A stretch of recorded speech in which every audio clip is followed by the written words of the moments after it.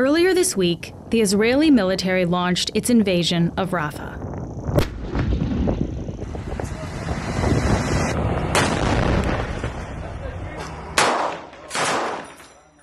Rafah has become home to more than 1 million Palestinians, including hundreds of thousands of internally displaced people.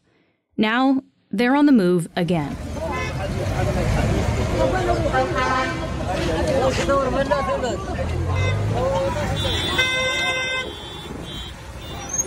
Israel says it needs to enter Rafah because it believes the city is the last Hamas stronghold. While the Israeli military headed to Rafah, ceasefire negotiations were also happening. There was a report that seemed like progress had been made, but now it appears the talks have ended for the time being. Since the start of the war 7 months ago, almost 35,000 people have been killed in Gaza, according to the Gaza Health Ministry. Nearly 1,500 Israelis have also been killed, the vast majority on October 7th. And now, there are fears the death toll could climb if there's a full attack of Rafah. A lot has happened in the last week. Tensions are high, and there has been lots of confusion. So today, we're speaking with the Globe's senior international correspondent, MacKinnon. He'll help us understand what we know about the Rafah invasion, its connection to the ceasefire negotiations, and where things might go from here. I'm Menaka Raman-Wilms, and this is The Decibel from the Globe and Mail.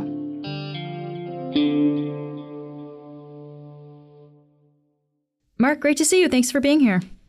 Thank you, Menaka. So we're talking on Thursday morning here in Toronto, Thursday evening where you are in Jerusalem. And I wanted to start off with the Israeli military offensive in Rafah. We've been hearing a lot about that this week. What exactly has happened?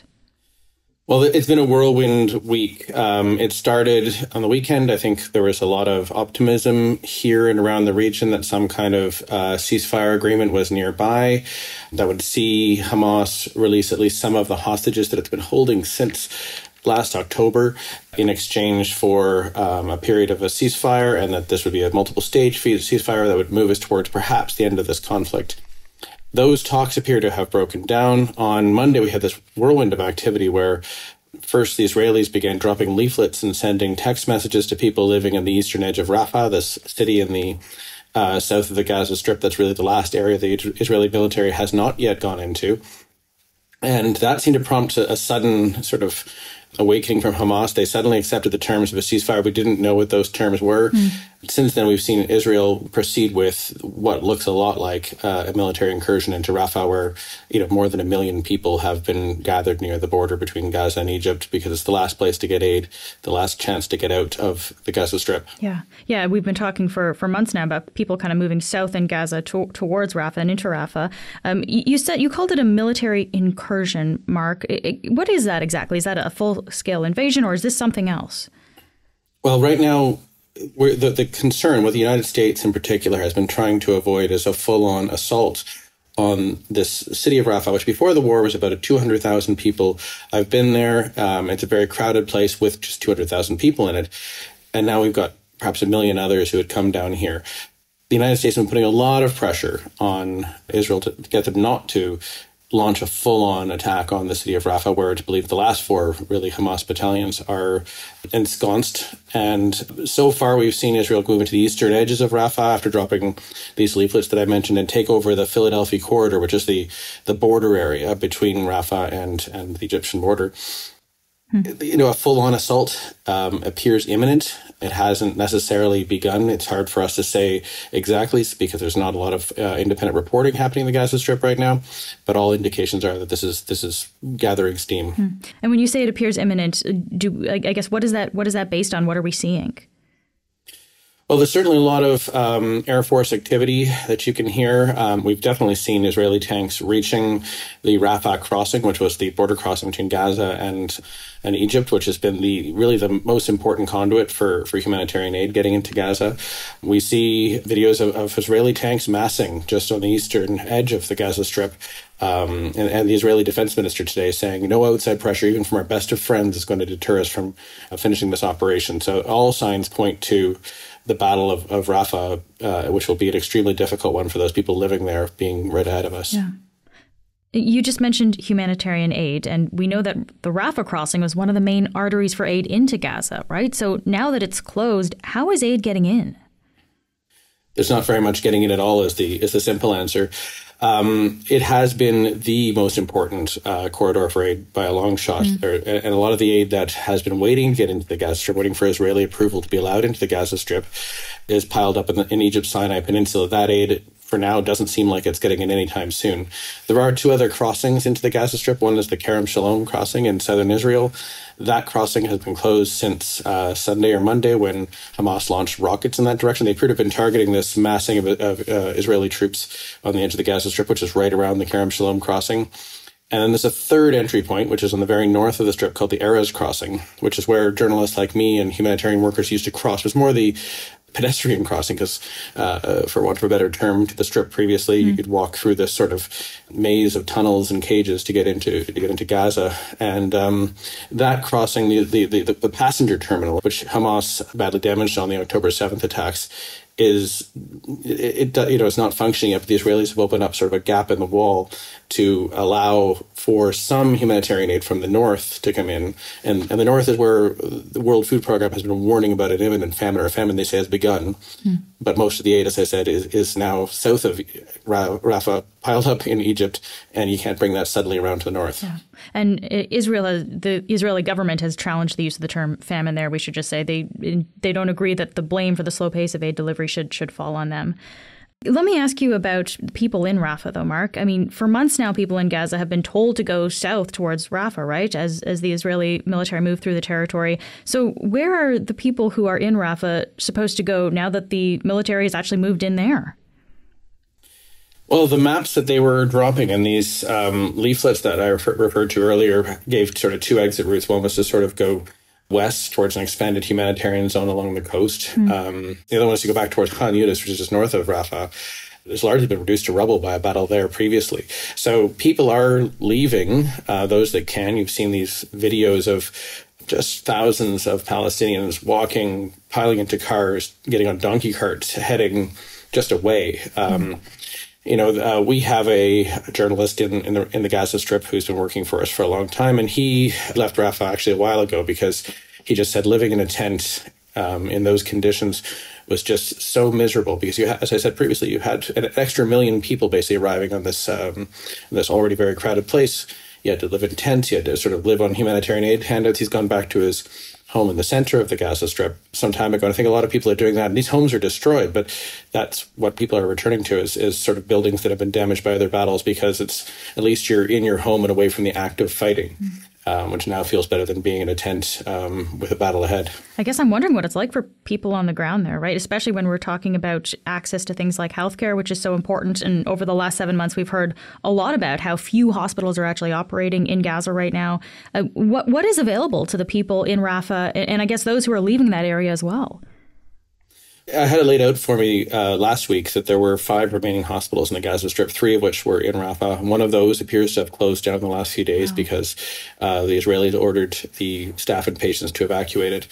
So you're down really to absolutely minimal services for this group of people, where malnutrition is rising. All sorts of sicknesses and illnesses are spreading because of a lack of sanitation, in addition to people who are just been injured by the war.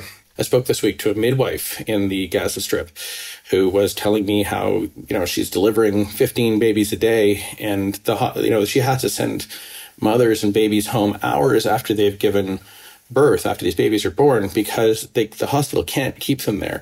And she said she was sending babies home that had diarrhea, that had fever, from mothers who were suffering from malnutrition, because the pace of injured and seriously wounded people coming to these hospitals was such that you couldn't, let a woman and a baby stay in a bed for a day. After I wrote that article, another doctor wrote to me and said, actually, your article understated what was happening. We often have 2 women delivering in the same bed. I think that is the scale of what's going on here. And I was speaking to UNRWA, the United Nations agency that sort of is the main aid implementer in the Gaza Strip. And they said earlier last week that it was 800 people for every toilet in the Gaza Strip. And then a week later, they wrote to me and said, actually, please update that. It's 880 people now per toilet. So if you can imagine just the sanitation, how long you'd have to wait. And so you're hearing all sorts of tales of just how illness is spreading as a result of this, on top of all the other more obvious sort of impacts of the war. Yeah. Yeah, I mean, that sounds like really an impossible situation there. I would imagine for women and girls who are already more vulnerable in these kinds of situations, this is even more acute. So when you speak to people or doctors who work on the ground in the Gaza Strip, they say the first thing that women and girls ask for after a ceasefire, of course, is dignity. And they say there just simply is no dignity in the Gaza Strip right now. And, you hear these just hard to fathom stories, including, I was told that, women in the camps, because there's a shortage of things like for menstrual products, they're making pads out of canvas tents. And there's a spike in the number of urinary tract infections, UTIs, because women are avoiding eating and drinking because they don't want to go line up at these unsafe and unsanitary toilets that are all that remain in the camps around Rafah. Mark, what has Israel said about why it decided to send tanks into Rafah this week? So the Israeli rationale is that if a ceasefire happened right now, Hamas would still be intact as a political and military force in the Gaza Strip. And the bottom line for Israel is that there will not be a return to the status quo before October the 7th. Israel is no longer willing to tolerate an armed movement capable of lobbing rockets at its cities, capable of attacking its kibbutzes and towns just across the border. And they say if you had a deal right now, if you just ended the fighting under the ceasefire terms that Hamas says it's accepted, you would leave intact these 4 Hamas battalions. You would leave intact Hamas political leadership, who by and large have not been found, or if they've been killed, we don't know about it yet. And therefore, this whole situation could repeat itself. So I think despite all the outside pressure, the signals we're all getting, and I've talked to Israeli government spokespeople this week, is that they feel they cannot stop right now and they need to go into Rafah. And when it comes to this decision, Mark, who is actually making this call?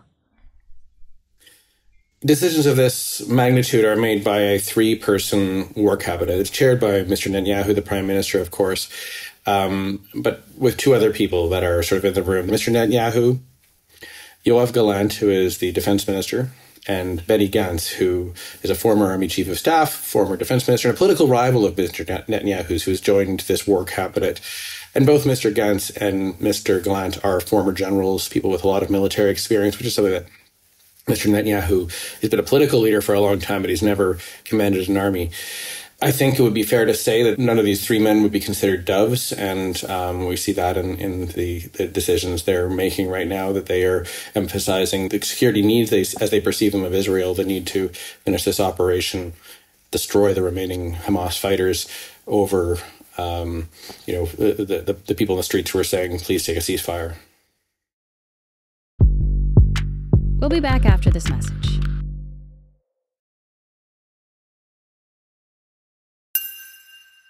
Mark, let's talk more about the ceasefire talks that are happening here, because the biggest development was the statement from Hamas announcing that it had accepted a deal on Monday. What did they actually agree to? Do we know? Hamas said that it agreed to sort of a 3-stage ceasefire, which would have seen them release a certain number of the hostages it's holding. The number that I've read is 33 in the first sort of phase of the ceasefire in exchange for an end to the hostilities. And there'd be a second phase where they'd release more hostages and the Israelis would start to pull back. And then the third stage of the ceasefire would see all the hostages released, a certain number of Palestinians released from Israeli prison. And Hamas hoped this would be the end of the war. And I think that's where the real break is between what Hamas wants and what Israel wants. Israel is willing to stop shooting and to allow for the release of hostages, of course. What it is not willing to do is say, okay, then that's the end of the war, and allow Hamas afterwards to come back to power. What Israel is saying is, we can have a pause, but it's not the end. Israel didn't accept that deal, right? So this is some of the sticking points then, I guess, in the negotiations. Yeah, so the deal that Hamas, sent out and said, this is what we've agreed to, and which briefly caused some excitement particularly inside Gaza and among the hostage families. The understanding that we've had from foreign diplomats is that it's not that different from the one that the United States and Qatar and Egypt are trying to nudge the two sides to, the real sticking point is how long this deal would be and what it means. Is it just a pause or is it the end? Okay. Let me ask you about the hostages as well, right? Because we know Israel and Israelis really want to get the hostages home. It's been more than 7 months now. Do we know what state the hostages are in or even, I guess, how many are still alive?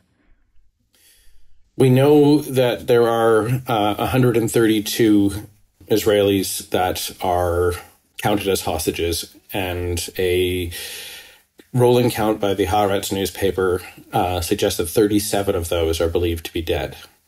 Now, we've seen a few videos which have been very impactful, Israeli hostages sort of pleading to their families, to their government, to reach a ceasefire. Obviously, those would be recorded under duress. You know, the families of the hostages and some of the ex-hostages who were released in a November ceasefire have become together a very potent political force here, pushing for the government of Prime Minister Netanyahu to prioritize getting the hostages out alive over all other political considerations. That said, despite even that, the political and military leadership of Israel has this other aim as well, which is destroying Hamas completely. And, you know, when the negotiations are happening with hostages, it's usually Hamas is demanding the release of Palestinian prisoners as well, who are in Israeli jails. What do we know about that? We know that past hostage releases by Hamas have been part of that exchange has released a ratio of Palestinians who are in Israeli jails from as low as last time, I think it was just several Palestinian prisoners per Israeli hostage release to back to the most famous case was Gilad Shalit, an Israeli prisoner who was a longtime hostage of Hamas, and he was released in exchange for more than 1,000 Palestinians being released from prison. What's most interesting, I think, here is that Hamas has made it very public that they have called for the release of Marwan Barghouti, who is the most famous Palestinian prisoner in Israeli prisons and a figure that many Palestinians think would be a natural leader for them should he be released, and someone who has support among both Hamas and Fatah, the party of Palestinian President Mahmoud Abbas. Whether or not he gets released will be a really interesting question. Obviously, the Israeli government doesn't want to release someone who they have jailed for his involvement in multiple murders. And I don't think Mr. Abbas even is that interested in releasing someone who's far, far more popular than he is. Mark, if we take a step back here, I guess, look at these two elements of the war that we've been talking about, right? The military offensive in Rafah and the ongoing ceasefire talks, the negotiations. What should we make of the timing here? Like the fact that these are happening at the same time? Definitely, there's a connection there. I mean, we had the ceasefire talks, and they seemed just to go on and on and on. And then when Israel started dropping those leaflets on eastern Rafah earlier this week, it really did seem like, okay, that's a move to say to Hamas, we've got to make a deal now. And then Hamas responded very quickly by saying, we've agreed to a ceasefire, as we've learned, not the one that Israel is interested in. So definitely this is a pressure tactic. The Israelis, I think, were telling the Americans, certainly at the start of this, that they were going into Rafah with the intention of putting more pressure on Hamas. Obviously, at some point, if a full-on offensive on Rafah begins, it'll be very difficult to stop that, and ceasefire negotiations will be over until the operation is. In our last few minutes here, Mark, I guess we should look at kind of the bigger picture here and some of the other players, in particular the U.S., because they have a big part in what's going on here. How has the U.S. reacted to everything that's happened in the last week? Well, there's a very important development just in the last 24 hours, or at least it's only been confirmed in the last 24 hours, that the United States, President Biden, has held up the delivery of thousands of bombs that were to be delivered to the Israeli military because he didn't want to see them used in a full-scale operation in Rafah. And for the United States, for any U.S. president to use that kind of leverage on Israel is a sign of the level of frustration the U.S. has with the Israeli government right now. The sense that we're giving you all of this aid and supporting, you're not listening to us. There's also this outside pressure from the International Criminal Court, and we don't actually know what's going on there, but Prime Minister Netanyahu has put out a couple of tweets about how the ICC has no jurisdiction to charge senior Israeli officials, and nothing the ICC does will affect what Israel decides to do to defend itself. The reporting in local media here is that they genuinely fear the ICC will press charges at some point in the future against Mr. Netanyahu and other Israeli leaders, which would be another sign of just the international community, which was once very supportive of Israel at the start of this war, having become concerned with its conduct. And then, of course, there's the internal politics here in Israel, where Mr. Netanyahu is the head of a coalition that relies on the support of far-right parties. It's clear that Mr. Netanyahu at least has to worry that he would lose his government if he backed down now and agreed to a ceasefire. Yeah. The internal politics are really something that are quite important to talk about, too. Can I ask you a little bit more about that, Mark? How else is this playing out in terms of the pressures that Netanyahu is facing? You see these protests on one side almost every night, both outside his residence here in Jerusalem, outside the Defense Ministry headquarters, where his war cabinet meets regularly. They're led again by the hostages, the families of the hostages, the released hostages, calling for him to sort of prioritize bringing these people home, and that's obviously has a lot of impact here. And then on the other side, he's got his coalition members who are saying, let's not just go into Rafah. They're saying we should plan to reoccupy the Gaza Strip, which Israel pulled its soldiers and settlers out of in 2005, though it maintained control of the airspace and the water. And we should be building settlements in the Gaza Strip again. There's talk that the same should happen in the north, that Israel should push Hezbollah back from the northern border with Israel and go into southern Lebanon. And it's not just sort of these extremist right-wing parties that are saying that. I spent part of a day this week with Israeli families who've been living for 7 months in internal exile, really, in hotel rooms, waiting because they were told to evacuate the northern border zone because of the concern that the war in Gaza, the second front, could be opened with Hezbollah in the north. And, 7 months later, they're still in these hotel rooms. And you ask them, do you want to go home? They said, no, not until we fix that situation, not until we feel safe in our homes. We feel like that October 7th can't happen in the north of Israel. So even all the focus right now is on Gaza, on resolving that situation, coming to some kind of end to that war with Hamas. There may yet be another conflict ahead in the north with Hezbollah. Just very lastly here, Mark, where do things go from here? What are you watching in terms of the ceasefire and what happens in Rafah in the coming days? Well, I've been trying to talk to people both on the Israeli political scene and in the Palestinian Authority about the day after. So Mr. Biden has made it clear that his support for Israel includes he'd like to see them, after the end of the war in Gaza, be included in sort of a regional security agreement that would include Saudi Arabia, which has never recognized Israel. And Saudi Arabia would recognize Israel as a state, and part of this process would involve the creation of a Palestinian state at some point along the line. And there's a sense on both sides that this is the moment to try and change the status quo, not right now when this war is happening, but afterwards. Everybody recognizes that the status quo is dangerous. But there's also a real disillusionment with the current leaders, with Mr. Netanyahu, who is personally, ideologically against a Palestinian state, but even if he could be swayed, is beholden to this far-right government. And on the Palestinian side, how many times have we even heard about Mahmoud Abbas and the Palestinian Authority over the last 7 months? They've been sidelined. He's been quiet. He's seen by his own people as being complacent. So there's just a desperate need for new leaders on both sides if Mr. Biden's idea is going to be driven to somewhere good. Mark, thank you so much for taking the time to be here. Thank you. That's it for today. I'm Menaka Raman-Welms. Our intern is Aja Sauder. Zura Jibril joins us as a fellow of Carleton University's Brooke Forbes Award. Our producers are Madeline White, Cheryl Sutherland, and Rachel Levy-McLaughlin. David Crosby edits the show. Adrian Chung is our senior producer, and Angela Pacenza is our executive editor. Thanks so much for listening, and I'll talk to you soon.